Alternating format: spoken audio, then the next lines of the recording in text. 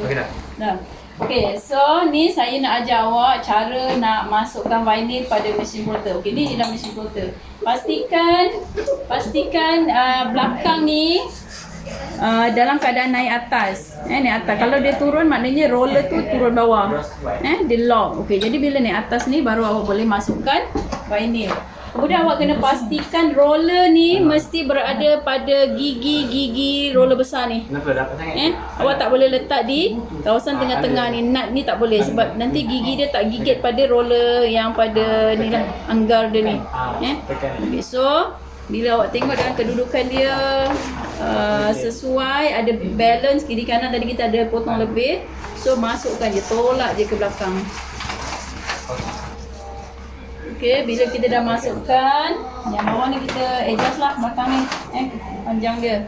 So kita pastikan roller ni berada di atas vinyl, bukan di luar tepi macam ni. Okey, mesti berada di dalam. Di sini pun sama, kiri kanan sama. Okey, bila dah okey, turunkan belakang ni. Okey, turunkan belakang, baru dia lock. Baru dia lock, dia tak bergerak. So kemudian dalam plotter dia ada button-button dia yang ini offline atau pulse, setup, test dan juga origin. Bila kedudukan mata panel ni offline ni tidak menyala, ni bermakna kita adjust pada force ni ialah tekanan mata pisau. Speed ni ialah kelajuan pergerakan pisau tu jalan. So kiri kanan ni, belah kiri ni ada negatif, positif, volume dengan force ni lah. Kemudian kalau dia tidak menyala, bermakna adjustment ni ialah untuk mata pisau dengan kelajuan. So awak nak adjust mata pisau ni, awak kena tekan button online. Pastikan warna oranye ni menyala.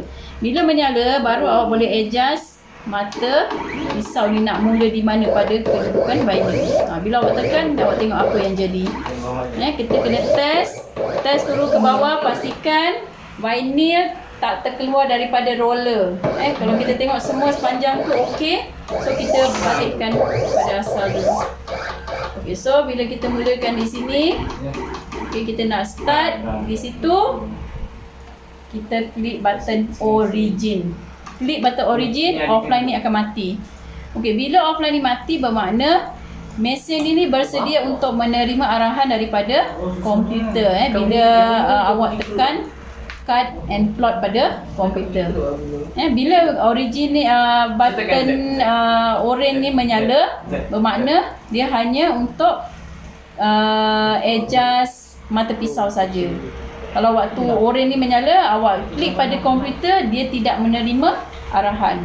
Kena pastikan bila awak dah setting, awak tekan button origin, warna orange ni tidak menyala, barulah dia bersedia untuk menerima arahan daripada komputer.